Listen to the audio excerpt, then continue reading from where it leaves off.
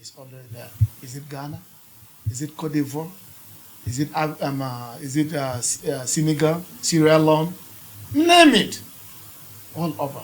Niger, Benin Republic, Togo, they are all over. Cameroon, they are all over. This is what we expect. With this kind of information, it gives synergy among countries that will fight the transnational crimes that are manifesting its ugly faces within this sub-region. And this is what we are talking about. It's not just to sit on a television and then you talk about security. Security Watch Africa, they go deep into the arena, into where the war is going on. Look at what happened some couple of weeks or a month back. He was during the heat of the Boko Haram. Security Watch Africa was there live, reporting what's going on. This is the kind of thing that we needed.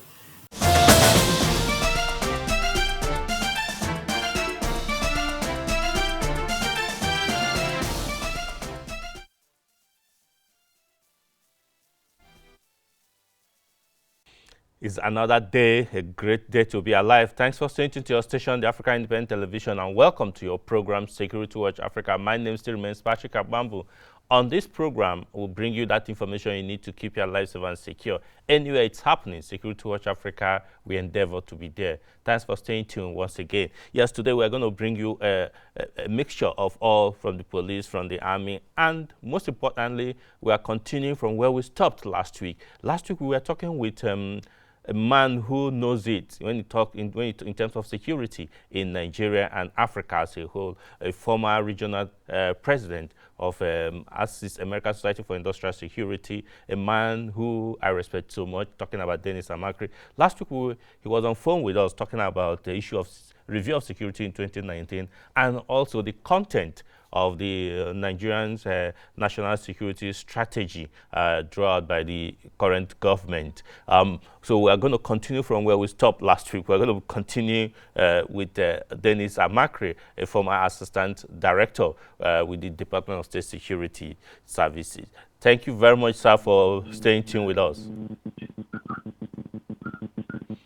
Hello, how are you, sir? Hello, Patrick, how are you? Yeah, I'm good. Yes, it's a pleasure to have you back on the program again today. Where we stopped last week, we were talking about the content of the national security strategy and the need for it. Actually, you have clarified it. And now, do you think this will help for the security agencies to advance in the cause of security provision for Nigerians? Hello? Hello, are you hearing me? Yeah, I can hear you. Okay. I missed your last statement. Yes, I said last week we did talk about the essence for the national security strategy. I want to find out from you, do you think that if this strategy is implemented from the way it is right now, do you think it can help to provide security to Nigerians? Yeah, I think this is a welcome idea, like I mentioned to you earlier, because we have been, so to say, groping around in the dark. We need a direction where our energies will be directed to. The national security strategy was 2014 was first written for this country at that time, and it is being reviewed every 5 years. And this time, the good thing about this one is that it is more comprehensive, and it has included a lot of new threats that the country is facing. So I think it's a good direction, and it will put all the security agencies and the law enforcement agencies towards one path in working towards a particular goal. Okay. Yeah, I remember last week where you told us the another good aspect is that now there is a coordinating agency office, for instance, there is the National Security Advisor's Office coordinating, unlike in the past. We have seen countries where that has a coordinating office of all the security apparatus to ensure that they all work in synergy towards one purpose, which is provision of security. But in Nigeria, it seems that every security agency is competing with the other. How do you think this strategy can help to solve this? I think this is even the better part of this particular strategy, because now we have national security advisor coordinating, and as he's coordinating, the Joint Intelligence Board, which is the intelligence community itself, is all reporting to that particular office. Then we have the intelligence community. The intelligence community involves all other security agents that are operating in the country. You have NSCDC, FRC, all the other ones, police, and prisons, custom, immigration, and all these people are part of that community, because they all will share intelligence for the national security. So we also have the National Center for Crisis Management, which is mainly operated by NEMA, and NEMA is taking care of that for national crisis management. So these are the things. So with the intelligence agencies now, that clearinghouse, what I believe in is that there should be actually an active fusion center. A fusion center where you have representatives from all these agencies sitting down there and then processing information and producing intelligence for the consumption of the principals that are responsible for them. Okay. Now one other content which Nigerians may not know, which you and I discussed about, is that this time is taking care of social security. We have some of the ministries, departments, and agencies, MDAs, being part of this strategy now. Agriculture now is also being looked into. How important are these agencies? You know, it is very, very important. When people think of security, they usually think of police, SSS, military, guns. But that is not basically what all security is all about. Security also involves food security. Yep.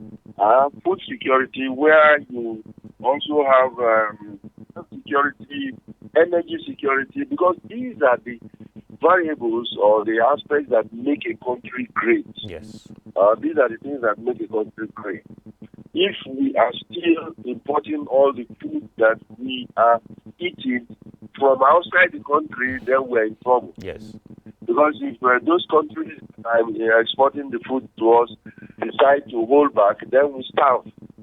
You understand? So we have to produce our own food that is enough for us within our country, and that is the food security we are talking about. Yeah. Energy security, health security, So these are the other aspects, and the ministries that are responsible for these areas, have to also be involved in making sure that we perfect it for the country. Okay. Now, I know one aspect that is actually very important is the aspect of funding. Many times we have said that a lack of funding or adequate funds have actually affected security in Nigeria, because people say security is expensive. Do you think that the Nigerian government has the wherewithal or the strength to be able to pull resources together to implement this national security strategy? The primary responsibility of any government is to make sure, protect the people there, to make sure that the welfare and the protection of the people is taken care of. Yes. So if it is the fundamental responsibility of government, I think with all the money that we make in this country, we should be able to take care of security first. Then the rest will follow. Because if you are not secured, then what are you going to do with the other money? If there is no security in this country, if there is war, for instance, how are you going to produce it? How will the agriculturists produce? How will the universities be running? So the first thing is to make sure that the security sector is secured, and then other things will follow. So I believe strongly that maybe what we have to do is to reorder our priority. Our priority. Okay. Yeah, I know that time is not on our side, but we'll have liked to continue because this is inexhaustible. But one other aspect is the issue about getting Nigerians to understand this strategy, this blueprint, because this is for Nigerians, and so they should be part of it. They should know the content and what their own role in it. There seems not to be enough information about it. The document is not a secret document. Okay. I think the document is already in the internet. There are people that have them, and I'm sure the Office of the National Security Advisor is going to send out or make it available to people because it is not a secret document. Okay. And like you rightly said, security is everybody's business. So it is not just for the security agencies. All of us must partake and then make it a reality. All right. Thank you very much, Dennis Amakri, former Assistant Director, Department of State Security. Thank you for joining us this week. Thank you very much. It's a pleasure. Yes. Yeah. Quickly, during the week also, as part of the national security strategy, looking at getting the Nigerian Army to be intellectually loaded, not just the Nigerian Army, all other security services in the armed forces. The Chief of Army Staff commissioned the world-class, what is known as the world-class office complex for the Nigerian Army Resource Center. Security Watch Africa was there. This is part of the packages that the Chief of Army Staff, Lieutenant General Tuku Yusuf Buratai, is doing to make sure that the Nigerian Army is responsive to his constitutional role. Sit back as we bring you this report.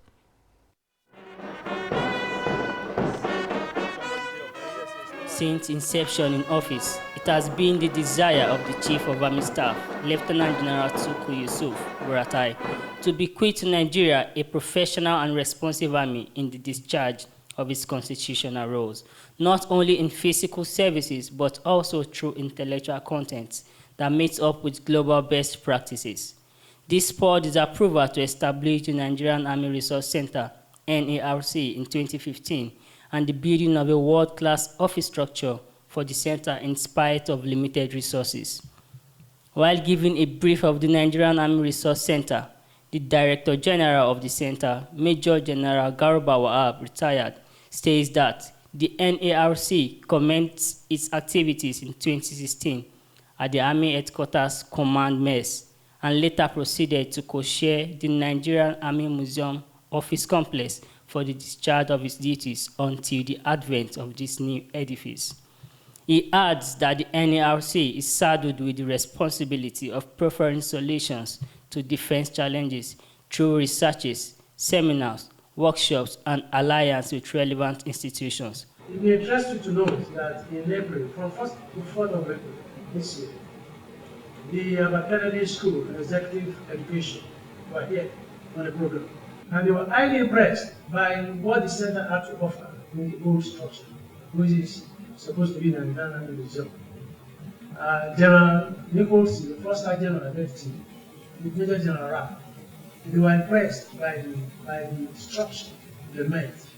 I wish for us to know or be aware of what they will say when they come in March next year, because they are coming for another program in March next year. And I'm saying this because we need to go in to see what's provided for. And we appreciate the Chief of Army Staff for what he has done so far. Lieutenant General Tuku Yusuf Buratai, while expressing his delight over achievements by the center, mentioned that the collaboration of the Resource Center with national and international organizations like the King's College London, Harvard Kennedy School USA, and the United Service Institute India within its short time of creation is highly commendable. He further posited that the NARC is a service think tank with national and global outlook. It is gratifying to be here and to see the progress that has been made, not only in the physical structure, but indeed in the academic, intellectual exercise that has been carried out here at the Resource Center. the collaboration of the resource center within a very short time of its establishment with both national and international institutions is highly commendable. The Nigerian Army Resource Center is a service think tank with national and global outlook.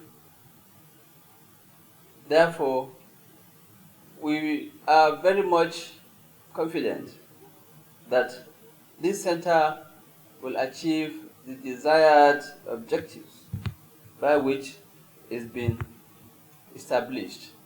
It is a service think tank which provides intellectual research, promotes workshops and seminars, provides solutions to the Nigerian Army. But we have gone further.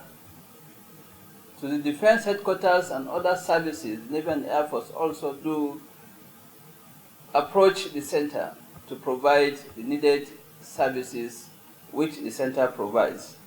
And of course, you'll agree with me that nationally it is also being received by different government agencies, ministries, departments, and agencies.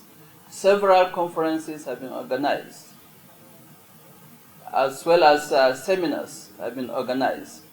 So we are proud that this center is attaining a status that is well appreciated and recognized within the nation.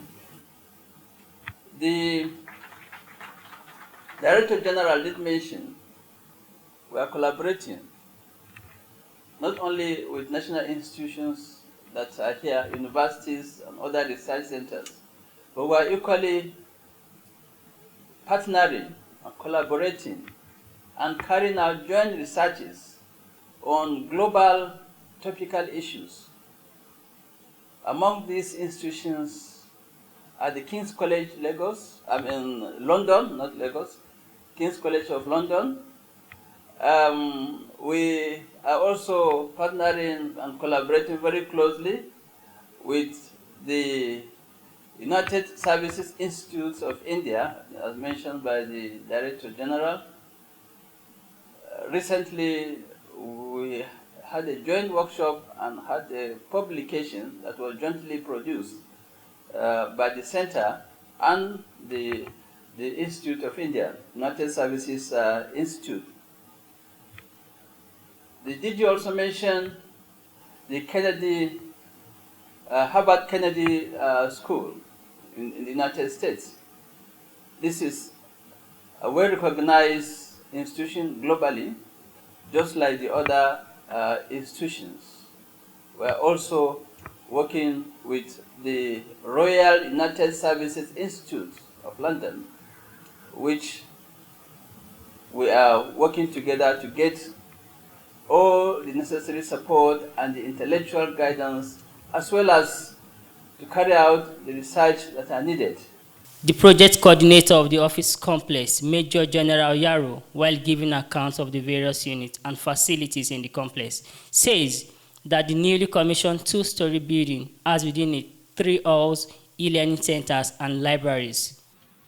During the design, we took cognizance of the special peculiarities of the research center, some of which are to have adequate halls, syndicate rooms, and breakout rooms as is obtained in other international institutions. This two-story edifice has 3 main halls. Halls A and B has a capacity of 150 seating each, while the Hall C has a seating capacity of 250. The highlight of the event was the cutting of the tape to officially commission the building done by General Buratai alongside stakeholders, including Ambassador Babagana Kingibe, General Abdurrahman Dambazao, and Senator Ben Bruce.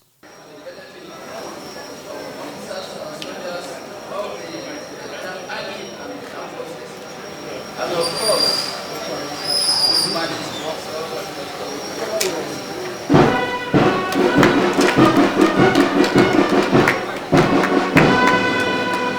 to demonstrate readiness to host conferences and seminars, the 10th in the series of Nigerian Army Resource Center lecture was delivered by Lieutenant General Tuku Yusuf Buratai at the new complex, titled Repositioning the Nigerian Army to Meet the Transmitting Security Threats Facing the Nation, Prospects and Challenges. It is clear to all that the vision of the Chief of Army Staff, Lieutenant General Tuku Yusuf Buratai, is steadily coming to fruition. Umar Farouk, Security Watch Africa, Abuja. Welcome back. Yeah, that was the official commissioning of the Nigerian Army Resource Center, the new building. You could see everything loaded. Well, quickly, we have to go to. Also, during the week, the Inspector General of Police, IGP Mohammed Abubakar Demu, had a meeting with all his tactical commanders, managers, and all at the force headquarters. Security Watch Africa was also there. As the Yuletide holiday draws closer and millions of Nigerians are getting ready to reunite with their loved and family members, the Nigerian Police Force is strategizing how to effectively police the country and protect the law-abiding citizens. To this end, the December edition of the monthly Inspector General of Police Conference with strategic police managers, his management team, and heads of tactical units was exceptional, as it reviewed the performance of the police in 2019 and deliberated on ways to provide seamless and watertight security throughout the holidays nationwide. It will be recalled, ladies and gentlemen, that on the assumption of office on 15 January 2019, we inherited an internal security space that was challenged by the prevalent threats of kidnapping, armed robbery, banditry, cultism, and communal violence across various sections of the country. In addition, we inherited a workforce that was demoralized and lacked the requisite motivations, logistics, and right orientation, and appropriate strategies to depend on for the optimal performance of their duties. Against these realities, we immediately launched Operation Pop Adder on the 5th of April 2019 as an operational intervention blueprint to stabilize the internal security space within the shortest possible time frame. With the support of the strategic police managers seated here today, as well as the encouragement of other cadres of officers of the Nigerian police, the citizens, traditional institutions, and government at all levels, I can confidently confirm that the objectives of Operation Povada was achieved fully and within the set target period. Several high-profile anti-banditry, anti-kidnapping, anti-robbery operations were successfully undertaken by the police operatives across the country under this framework. A unique element of this operation is that they were not only well coordinated, they were largely intelligence-driven and community-supported. In addition, the orientation of the operations was proactive rather than reactive. Hence, we courageously took the anti-crime battle to the doorsteps of the criminals deep into their camps. Welcome back. Time is not your friend when you're on television. Sadly, we have to go for other programs to continue. But next week, we're going to discuss extensively about the meeting the IGP had with his team to analyze what police had done in the year 2019 and project to 2020. Yes, during the week also, we did made presentation of a trophy to one of the head of Abuja National Bureau of Interpol, who was one of the award winners at the 16th Africa Security Watch Award but couldn't make it. Next week, we'll be bringing you also the report of it. Sadly, we'll have to leave for other programs to continue. But you will come your way again next week. Like I always say, Watch your back, be security conscious, and remain blessed.